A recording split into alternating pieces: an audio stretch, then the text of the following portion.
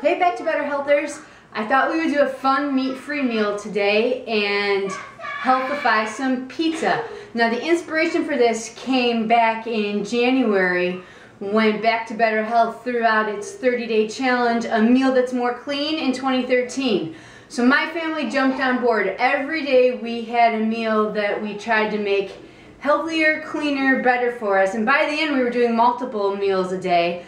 And we've actually adopted the whole principle long-term now. So we're doing it every day, even though the 30 days is technically over. So if you go to our Facebook page at www.facebook.com/Back2BetterHealth, you can see the daily pictures I posted of all the meals that we made cleaner, plus a fun 30 days of tips. But I never left the recipe for this meal, so I figured it'd be great to add it to our Meat-Free Friday recipe. Now, part of my inspiration for this is I have much of my family that is diabetic. I know many people that have gluten issues.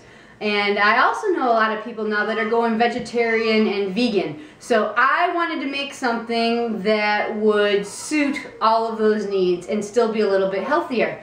So I scoured the internet for different recipes and finally, from a few different ones, came up with my own little creation, alright? So let me quickly go through the dry and wet ingredients. What we're using for our flour here is almond flour, and we use 3 cups, and it's the blanched almond flour, so no skins on it, alright?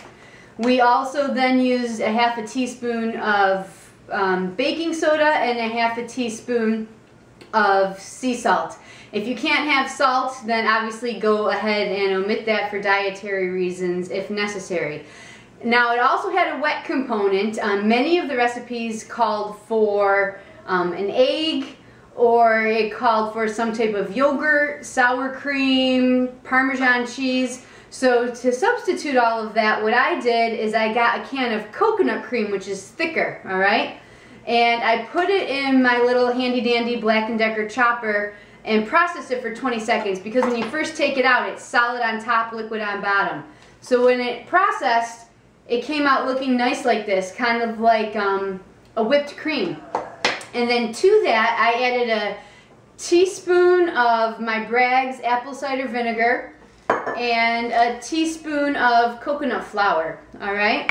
And I did that to almost make it thicker like a buttermilk, and the coconut flour also just helped to thicken up the consistency. But health-wise, coconut flour also adds in a little bit of fiber.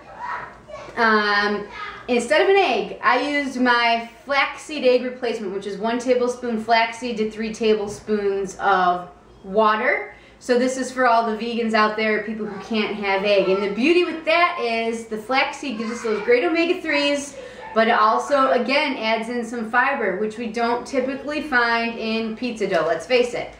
I did not use the Parmesan cheese just because in case people were vegan, that would be something they couldn't have.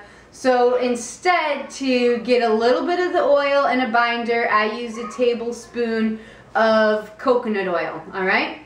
I like the coconut oil, again, because it's that medium chain fatty acid. It gets absorbed very quickly by the liver, not stored as fat like other fats, and it boosts the metabolism. But those medium chain fatty acids also have those great immunity boosters like the stuff found in breast milk. So I use that. For those of you that can't use oil, you can try it without, but I did not, so I don't know how it will come without that. I can say your coconut cream obviously has the coconut in it as well, so this does have a fat component. It may be enough, I just don't know, I didn't try. But if you do, then post it in the comments below and let us know how it turned out without the oil. And then to this, I just mix up a few spices that I add into the dough, alright? I put equal parts, a teaspoon of everything. Garlic powder, onion powder, basil, parsley, oregano, and that was it. But certainly you could add any seasonings you want. I just think it gives the dough a fun little Italian flavor. So first I combine all my dry, I mix the wet ingredients together, and then I combine those. I set them here on a piece of parchment paper. I put a piece over the top, and then I slowly flatten it out, and I push the dough out onto my baking tin until it's a nice even consistency, roughly 1/4 to 1/8 of an inch thick. One tip I will give you, the first time I did this, I pushed too hard from the center, so the center of my dough became very thin and it flared thicker on the outer edges. So just be careful of that, because the first time I ended up with a hole in the middle of my pizza, and that wasn't that fun. So I just spread this out, and here I am using one of these air tins, which works wonderfully. And I already pre-cooked one. I have a cast iron baking stone. I used to use the actual stone clay models and loved them, but they kept cracking over time. So this cast iron one has lasted me years. It still crisps things up nicely, and I don't get that same problem. So let me just show you. This is the finished effect. So after this dough is done, you're going to put it in the oven for 350, roughly a half an hour, until it starts getting golden.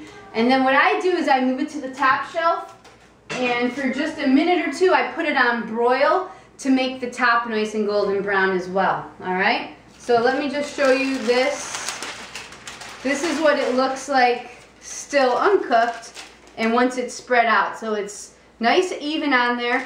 And then all you do after this is put your sauce, whether it's tomato based or pesto based or whatever you choose, and then add your toppings.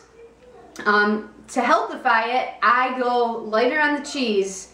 So usually we could easily use a bag and a half of a 2-cup bag, so up to 3 cups. So I try first just to go for a cup, and then I load on my veggies and see how that works. And then if I need to, I'll sprinkle some Parmesan Romano cheese. Now those of you that are vegan, you can use your vegan cheese replacement, or again, just load it up with the veggies and spices of your choice.